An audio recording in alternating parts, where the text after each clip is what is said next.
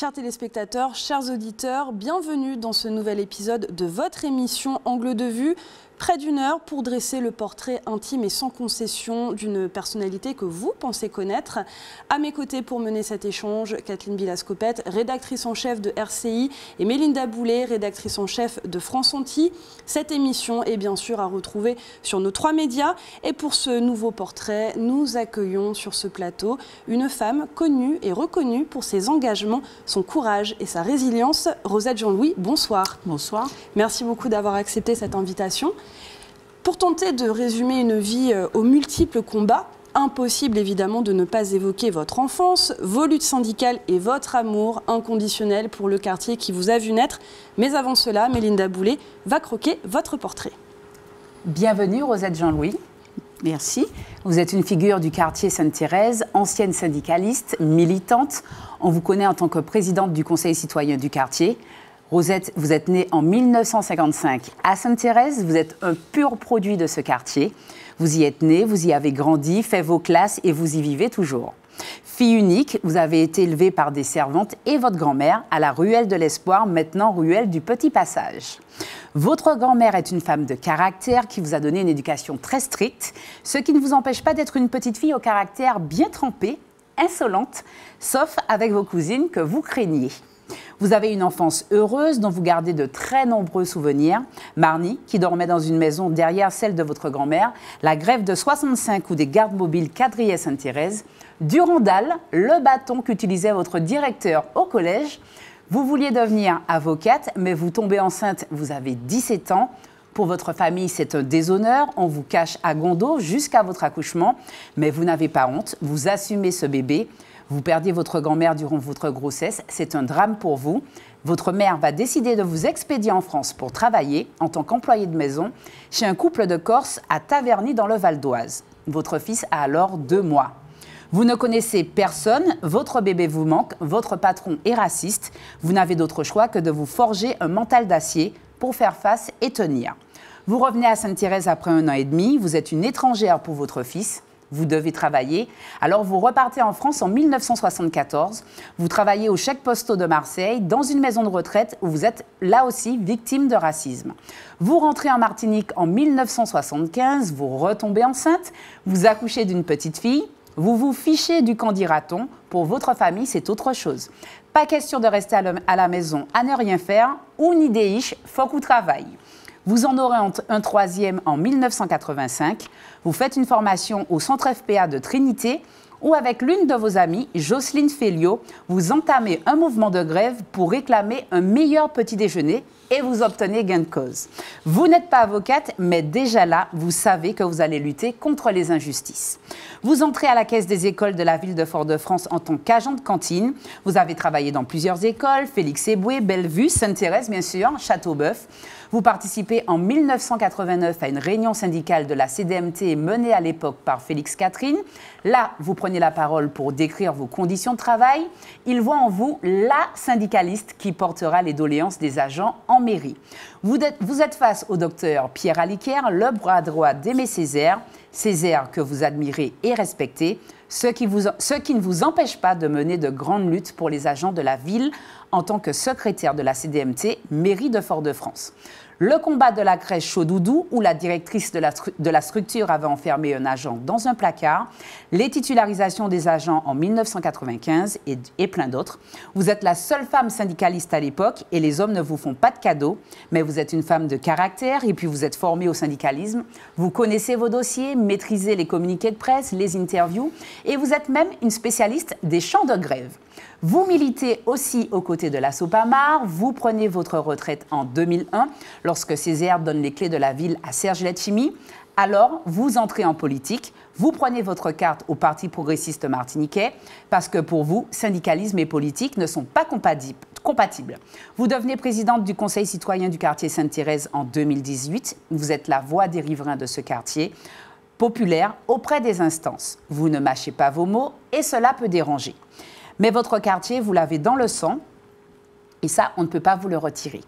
Ce que l'on sait moins de vous, c'est que vous avez été marqué par Marnie, qui dormait dans une maison non loin de la maison de votre grand-mère, que vous passiez voir Aimé Césaire chaque jour lorsque vous travailliez à la mairie de Fort-de-France, et que vous faites du théâtre. Rosette, est-ce que ce portrait est fidèle à votre personne? Tout à fait. Je chante également. D'accord. On a une petite photo, justement, concernant l'une de vos activités favorites. Alors, Mélinda l'a dit, le théâtre. Est-ce que vous pouvez décrire les personnes qui sont sur cette photo? Alors là, c'est la première à Saint-Pierre pour la 1902. C'est la pièce. Alors là, je ne jouais pas, mais je suis allée encourager les comédiens avec lesquels je joue sur la pièce présente Que demande le peuple. Et voilà, c'est Olivier Jean-Marie, Michel Yulinda et la vice-présidente du Conseil citoyen qui était avec moi ce jour-là. Qu'est-ce qui vous plaît tant dans le fait de vous mettre en scène? Ben, écoutez, c'est un moyen d'expression, d'accord? Et c'est une façon aussi de partager avec le public qui nous regarde. Et puis, ça contribue à l'épanouissement, à mon épanouissement. On va revenir sur votre maternité, Rosette. Vous avez 3 enfants, dont 2 que vous avez eus très jeunes. Cela a été très mal perçu à l'époque. Comment avez-vous vécu ces grossesses? Ben, écoutez, ça a été très difficile parce que lorsqu'on est quand même, on a 17 ans, on a 19 ans, c'est pas la même mentalité que maintenant. On était victime de rejet par la famille, par certaines personnes de la société. Surtout lorsqu'on a vécu avec des servantes, ben, les gens vous voient comme la petite bourgeoise, la gâtée, qui n'est pas comme tout le monde. Donc il faut vraiment avoir du courage et puis il faut un petit peu se dire à chacun sa vie, quoi. Chacun sa vie, chacun son chemin. Et on ne se préoccupe pas trop, mais en même temps, à certains moments, ça fait mal. Nous sommes à l'époque du Bumidum, quand votre mère, qui vit très mal ce déshonneur, décide de vous expédier là-bas. À seulement 17 ans, comment se passe votre arrivée en France? Très difficile, parce que je venais de perdre ma grand-mère, avec laquelle j'ai vécu. Quoi, toute petite, c'est elle qui m'a élevée.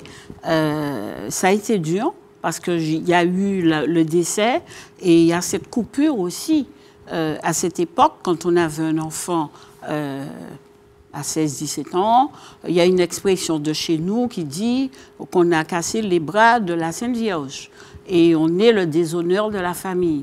Donc on vous expédie, on garde l'enfant, on vous expédie, mais la condition aussi, tu parles travailler, mais il faut que tu envoies de l'argent parce qu'on ne va pas soigner ton enfant pour toi. Est-ce que vous en avez voulu à votre mère de vous avoir fait partir? À cette époque, non, parce qu'en fait, on ne comprend pas trop ce qui se passe. Et à cette époque, on est un peu docile, on ne se rebelle pas. Donc, on vous impose, vous y allez, et puis sur place, vous découvrez, en fait, vous êtes dans la vraie vie, quoi. Et vous vous dites, ou je crève, ou je deviens délinquante, ou je me rappelle des valeurs que m'a inculqué ma grand-mère, et je n'ai pas le droit, en fait, de salir sa mémoire. Parce qu'entre-temps, elle est morte, j'étais enceinte de 7 mois. Et on se dit, eh bien, on y va. On affronte la vie. Et je ne regrette pas parce que ça m'a forgé quand même cette carapace que l'on me connaît et qui me permet d'affronter des situations assez difficile, en fait. Comment ça se passe, justement, quand vous arrivez chez ce couple, hein, chez ces nouveaux employeurs? À quoi ressemble votre quotidien? Alors, j'arrive, je descends de l'aéroport, je vois un couple de métropolitains que je ne connais pas. Le mari est corse, la femme est espagnole. Ils sont tous les deux directeurs des assurances La Fortune à Taverny. Et avec 2 enfants. Et la première réaction d'un des enfants, je me rappelle, il s'appelle Christian, et la sœur s'appelait Florence. Ah, maintenant qu'on a une bonne, les choses vont superbement se passer. Et la maman qui répond, ce n'est pas une bonne, c'est une employée de maison. Donc on m'emmène déjeuner. Et j'arrive chez eux, un peu perdue, parce que la première chose, hein, on vous donne déjà vos tâches. Vous avez de grandes bibliothèques, il faut nettoyer. Dès demain, il faudra nettoyer, il faudra ranger, il faudra classer. Il faudra emmener les enfants à l'école. Avant, il va falloir promener le chat. Oui, il faut promener le chat, emmener les enfants à l'école, mais avant, il faut repasser, parce que chaque jour, on fait des machines, il faut repasser, et ensuite faire le souper. Et en fait, je n'avais pas le droit non plus, c'est vrai, en tant que servante, vous n'avez pas le droit d'être parmi les patrons dans le salon, ni dans la salle à manger. Alors, j'avais une petite chambre dans un garage. Et c'était vraiment une petite chambre sans télé, sans rien du tout. Et je devais, quand les patrons partaient, me baigner. On me permettait juste de me baigner parce qu'ils ne pouvaient pas faire autrement. Et tout ça pour la modique somme de quelques centaines de francs? Alors, à cette époque, c'était 1000 francs.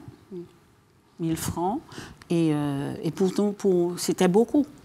Parce qu'il fallait, quand on travaille, il fallait envoyer de l'argent. J'étais nourrie, logée, et quand je percevais la paye, j'envoyais pour soigner mon fils. Oui. Il y a tout un travail qui a été mené récemment sur le Bumidum, un travail de mémoire, rétablir quelques vérités sur cette partie de notre histoire et cette désillusion finalement qu'ont vécu beaucoup de Martiniquais envoyés là-bas pour travailler et qui finalement se retrouvaient dans certaines situations extrêmement difficiles, parfois même de la prostitution. Oui. Est-ce que vous, alors pas directement pour la prostitution peut-être, mais est-ce que vous êtes retrouvés dans ces témoignages parfois extrêmement douloureux de vécus très, très difficiles dans l'Hexagone? Ah oui, quand je suis arrivée, on m'a très bien fait comprendre que je suis une négresse. Et pour me rappeler d'une expression de mon patron, c'est pas la peine de vous mettre des bigoudis sur la tête parce que vous êtes une négresse. Et ici, aux Antilles, on ne savait pas ce que vivaient les personnes là-bas? Je ne peux pas vous dire parce que, bon, déjà, on est traumatisé parce qu'on se retrouve dans un pays qu'on ne connaît pas, avec des gens qui vous accueillent au début, et puis après, on vous fait sentir, on a été gentil pendant une semaine, bon, mais là, maintenant, vous vous débrouillez, quoi. Et quand vous vivez ça, il y a de la place aussi pour le manque que vous ressentez de votre fils. Comment vous vivez cet exil loin de votre enfant? Ça a été difficile parce que j'étais seule. Je ne connais personne. Et il faut que je survive. Alors, je pense à ma grand-mère qui est décédée. Je me dis, je vais travailler, je vais montrer à ces gens que je vais m'en sortir. Et avec cette rage, aussi jeune, hein, on a la rage de vaincre. Et puis, pour moi, je suis quelqu'un de défi, de challenge. Je n'aime pas perdre et je ne veux pas que l'on dise « ouais, elle est partie là-bas, mais bon, elle traîne ». Parce que j'ai eu de très bonnes propositions pour partir en Allemagne. À cette époque, on me proposait 200 francs pour être une prostituée de luxe. Et comme j'avais les valeurs et que j'avais une éducation de ma grand-mère, j'ai décliné ces offres et j'ai préféré faire la servante. Et je le faisais avec cœur. Quelle relation vous avez aujourd'hui avec vos enfants, Rosette? Très bonne relation. Mes deux enfants, je les aime. Ils me le rendent bien. C'est vrai que j'ai un dernier qui est venu 11 ans après sa sœur, avec lequel je suis fusionnelle. C'est-à-dire que c'est un enfant... Bon, il faut dire aussi qu'il est né à 7 mois. Il est prémat, donc on a vécu vraiment des choses intenses. 2 mois sous perfusion à la clinique. Quand il est né, lui également, 2 mois en couveuse. Donc ça crée asthmatique de surcroît. Donc une petite faiblesse, mais mes enfants, je les aime. Franchement, c'est ma vie, quoi. Alors, du Bumidum a aujourd'hui beaucoup d'eau à couler sous les ponts dans votre vie. On reviendra sur des étapes majeures de votre parcours et votre engagement ici en Martinique. Mais ce parcours a fait de vous la Rosette Jean-Louis qui est ici devant nous. Quel genre de femme êtes-vous, Rosette Jean-Louis? Aïe, mon Dieu. Alors, Rosette Jean-Louis est une femme, en amitié, elle n'aime pas qu'on joue avec elle. Elle est franche, elle est vraie. Ce qui me vaut de ne pas être aimée par beaucoup de monde. Je suis une femme joyeuse, j'aime la vie. En amour, vous êtes... Ben, je suis comme toutes les femmes. Faut pas jouer, faut pas me faire prendre des vessies pour des lanternes. Il faut qu'on soit franc, cash, respectueux surtout. Et j'insiste, ne pas me prendre pour, comme on dit si bien ici, une boîte de ginger, quoi. Vous vous retrouvez dans les luttes féministes qui sont engagées dans notre société Je suis pas féministe. Je le dis, je suis pas féministe. Pourquoi qu'est-ce que vous mettez derrière ce terme et pourquoi vous n'adhérez pas? Non, c'est-à-dire que je ne veux pas m'enfermer dans un carcan. C'est-à-dire, moi, je suis une femme, je suis ouverte. Il y a un combat que j'estime juste, j'y vais. Je n'ai pas besoin d'être sous une bannière ou avoir une étiquette pour faire ce qu'une femme doit normalement faire. Moi, je ne me sens pas inférieure à un homme.